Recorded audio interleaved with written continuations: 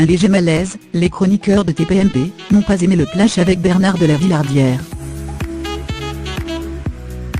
Après le clash entre Bernard de la Villardière, Rokhaya Diallo et Gilles Verdez survenu la veille, les chroniqueurs de Touche pas à mon poste ont débriefé cette séquence ce mardi 27 février. Et ils ont distribué beaucoup de mauvais points. Ce mardi 28 février, Cyril Hanouna a décidé de faire une mise au point avec ses chroniqueurs pour faire le débrief du clash entre Bernard de la Villardière, Rokhaya Diallo et Gilles Verdez survenu la veille dans Touche pas à mon poste. Le ton est monté très vite entre l'animateur d'enquête exclusive et dossier tabou, la militante anti-racisme, et le chroniqueur survolté de TPMP.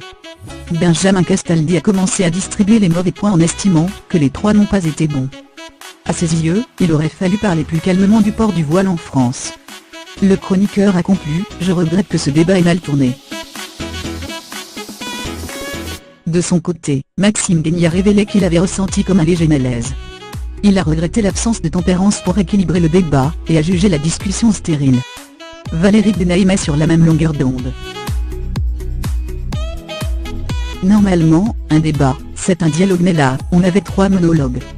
C'est vraiment dommage qu'il ne se soit pas entendu ni écouté. Dans les deux camps, c'était extrêmement agressif. Les excuses de Gilles Verdez.